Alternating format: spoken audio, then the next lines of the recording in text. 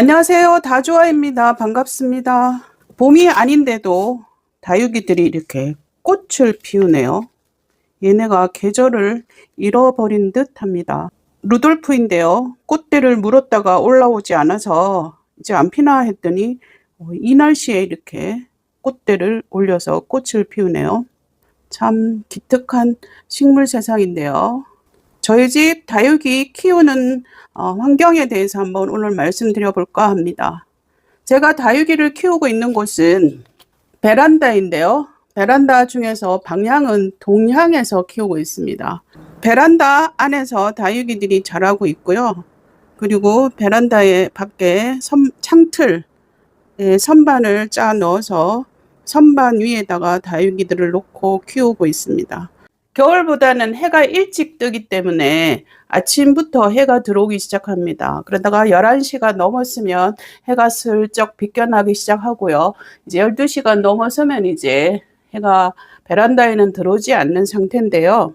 저희 집 다육이들을 보면 다육이를 사서 심어두면 오히려 처음 심었을 때보다 길이가 짧아지고 조금 단단하게 큽니다. 전체적으로 다육이들을 모습을 봤을 때도 조금 다육이들이 크게 웃자람 없이 베란다에서 지금 자라고 있지요. 댓글에 보니까 동양 베란다인데 다육이들이 웃자란다는 말씀이 있어서 혹시 제 영상이 도움이 될까 해서 오늘 한번 말씀드리는 건데요.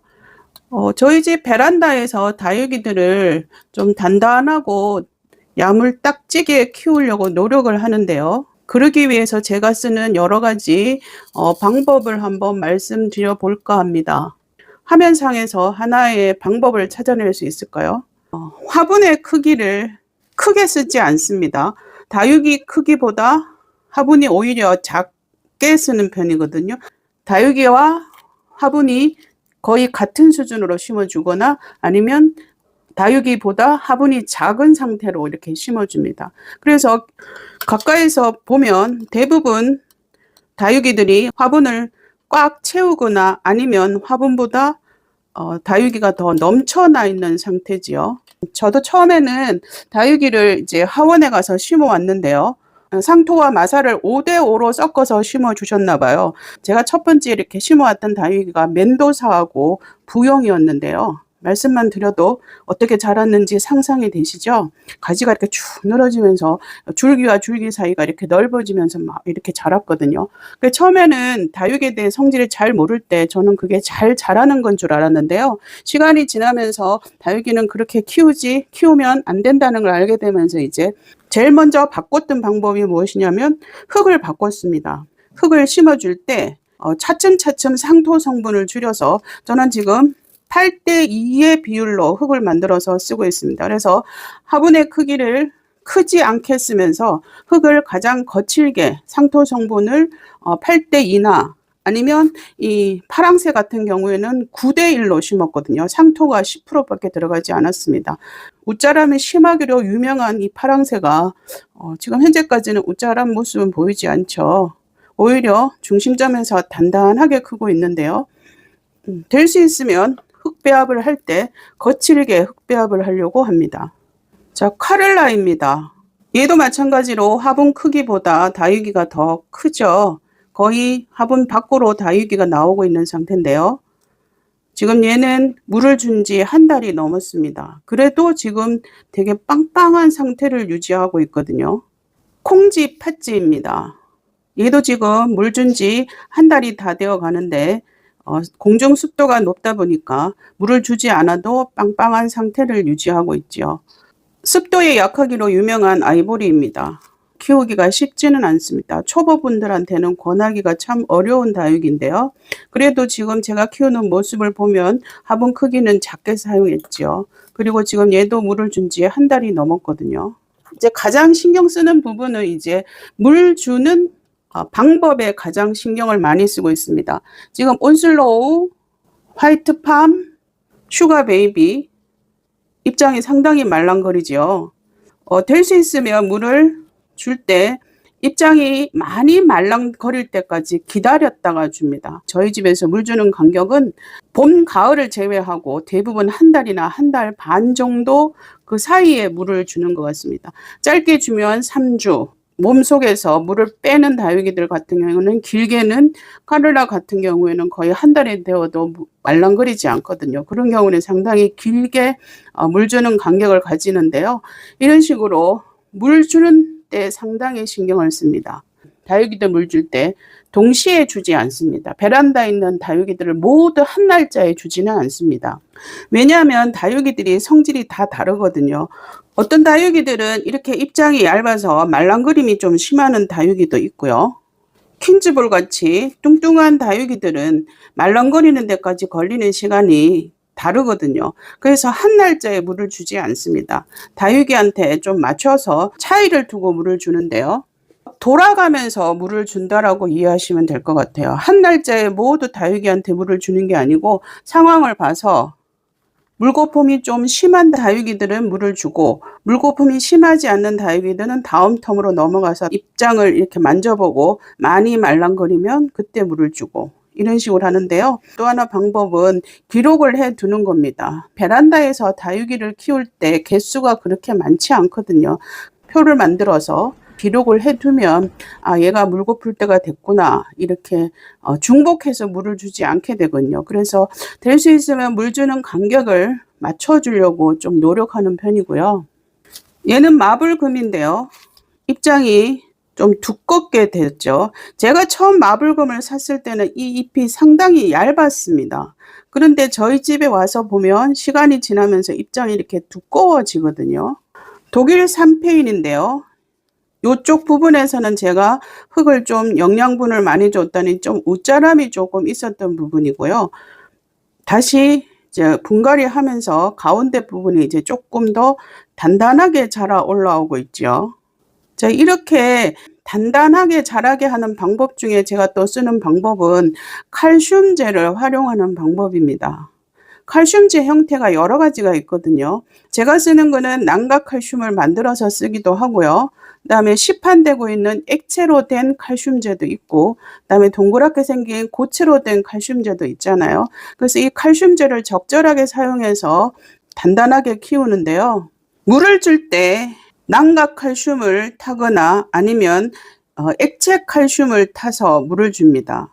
제가 주는 거는 거의 한 달에 한 번 물을 주기 때문에 거의 한 달에 한 번꼴로 줄 때가 좀 많은 편에 속하는데요. 그렇지 않으면 1년에 한 봄에 한 번 주고, 여름 되기 전에 한 번 주고, 가을에 한 번 주고, 겨울 되기 한 번 주고, 이렇게 총 4번은 이제 칼슘제를 뿌려줘야 된다라고 생각하거든요.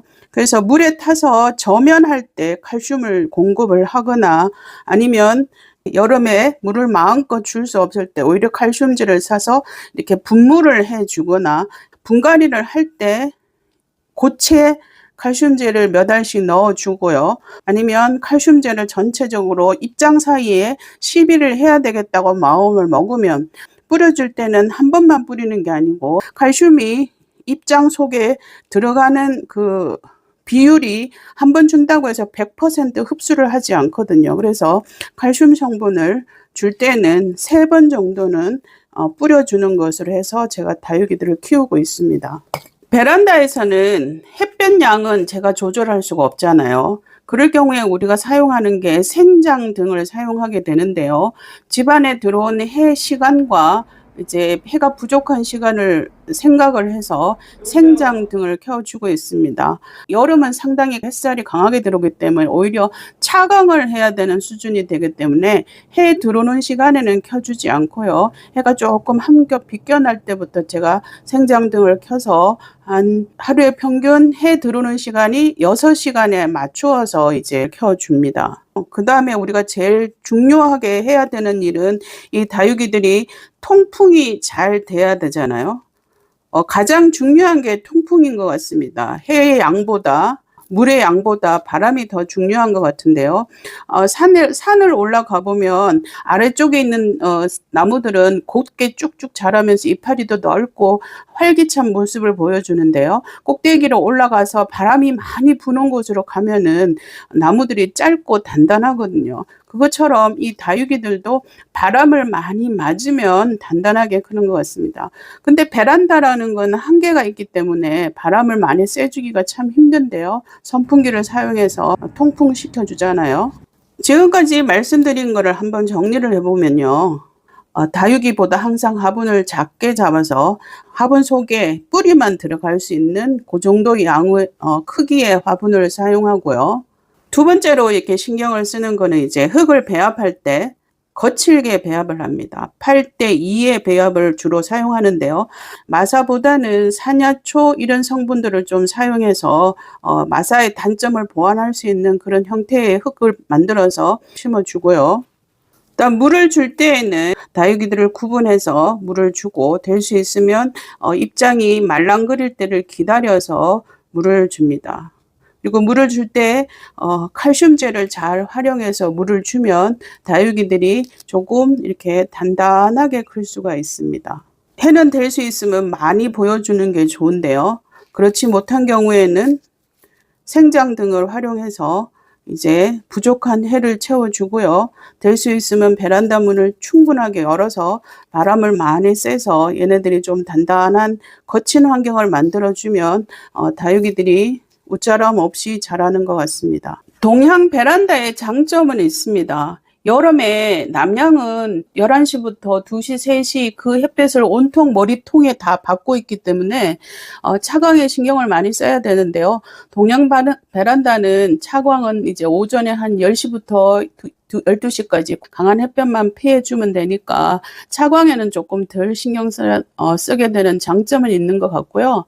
남양보다는 확실히 물듬은 좀 덜 예쁜 것 같습니다. 동생네 가을에 물드는 모습을 보면 저희 집보다 상당히 빠르고 물듬이 강하게 올 때가 있거든요. 그러니까 해의 양이 좀 부족하다 보니까 색소들이 덜 만들어져서 단풍이 조금 덜 예쁘게 드는 맛은 있긴 한데요. 그래도 크게 웃자람 없이 이렇게 예쁜 모습으로 동양 베란다에서도 충분히 키울 수 있는 것 같습니다. 제 말씀이 도움이 됐으면 좋겠고요. 다육과 함께 모두 행복하시기 바랍니다. 감사합니다.